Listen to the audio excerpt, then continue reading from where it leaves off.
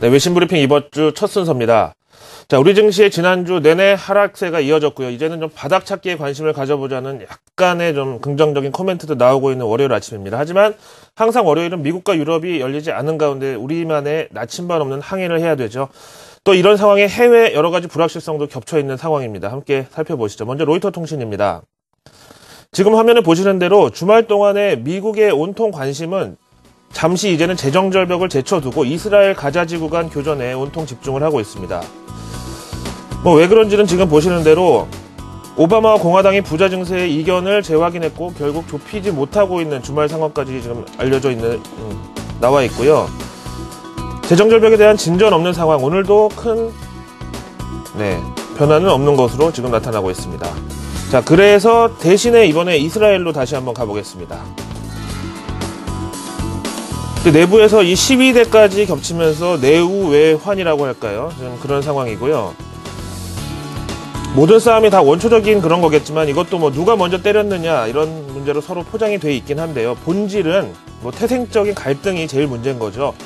팔레스타인 입장에서는 우리가 조상 대대로 잘 먹고 잘 살고 있었던 땅에 어느 날 갑자기 누가 찾아와가지고 여기 원래 우리 땅이니까 당장 나가라 이렇게 주장을 하는 거죠. 그러니까 이게 너무 황당해서 무슨 얘기냐, 땅 문서든지 뭐든 증거를 내놔라 이랬는데 이스라엘 측에서 증거라고 내민 것이 바로 성경책. 그래서 또 아무튼 이스라엘 측은 반대 입장으로 우리나라 남북 문제처럼 그동안 우리가 팔레스타인 도와주고 경제적 지원에 먹고 살게 해줬더니 이제는 미사일로 여기에 보답을 하느냐 이런 배신감이고 그렇습니다. 자, 다시 원문으로 돌아오시면은요. 그래서 계속 부연 설명이 붙는데 최근에 미국이 2020년에는 사우디를 능가하는 최대 산유국으로 발전시키겠다는 오바마 대통령 선언이 있었죠. 2020년이라 해봤자 이제 한 7년 남은 건데요. 그래서 진짜 이제 석유를 빼면은 변변히 믿을 것이 없는 중동 지역의 불안과 불만이 그 어느 때보다도 크고 이들이 미국에 대한 감정이 상당히 날카롭다는 점이 이번 이스라엘 가자지구 교전, 사실 처음 있는 일은 아니지만 은근히 좀 불길한 상상을 가져오는 그런 상황이 됐다고 이런 연유로 말씀을 드렸습니다. 다음 내용 보시죠. 우리가 이번에 미국 대선을 보면서 뼈저리게 깨달은 것이 있다면은, 자, 해외 이 정권 교체라는 그런 대형 불확실성을 우리 마음대로 다 판단을 했다가 좀 큰 실수를 범한 건데요. 다들 공화당 롬니 후보보다는 오바마 대통령 재선이 우리 대한민국에 유리하다고 판단을 했지만 결과는 어떻게 됐죠? 지금 증시 상황을 보면 전혀 그런 상황이 아니죠. 자, 그런 차원에서 이제는 중국도 조심스러운 스탠스를 바라볼 필요가 있다. 이런 차원에서 준비했습니다. 보시죠. 지난 주말에 있었던 중국 공산당 전당대회에 시진핑을 포함한 7명의 지도부가 모두 1시간 가까이 늦어서 현지 참석자들과 기자들이 막 수근거리고 이런 해프닝이 벌어졌었는데요.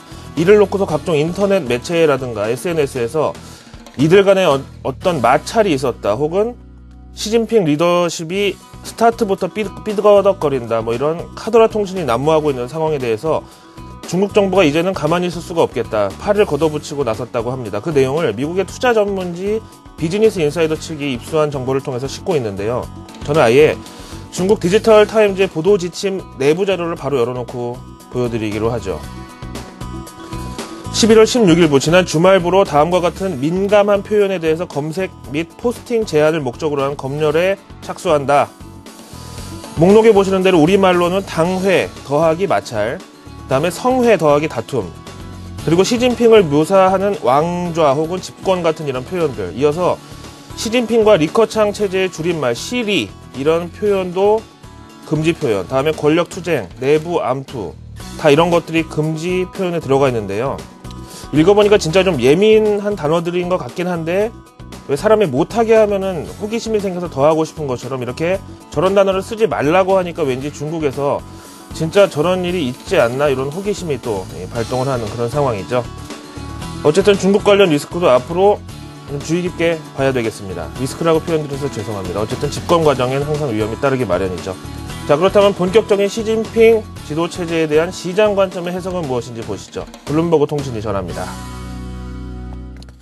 사실 우리나라의 경우는 대통령 선거 끝나는 즉시 정권 인수위가 가동을 시작해서 한 3, 4개월 정도 후면은 새 정부가 꾸려지고요. 미국은 시간이 우리나라에 비해서 절반 정도로 더 빠르죠. 한 달 한 반 만에 새 정부가 들어서고, 그런데 중국의 새 지도자 시진핑 주석의 경제 관련 개혁 발전 계획이 내년 말 2013년 말에나 발표가 될 예정이라고 합니다.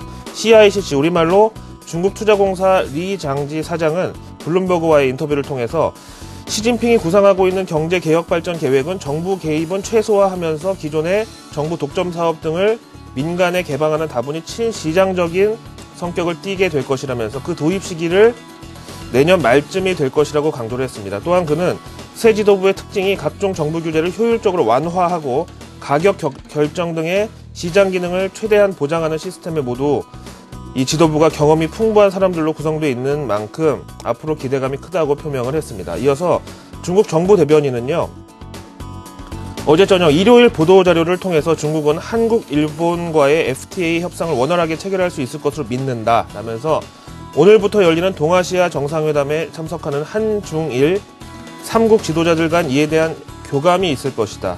그리고 긍정적인 결과도 기대한다고 밝히고 있습니다. 자, 월요일 아침 외신 브리핑은 여기까지입니다.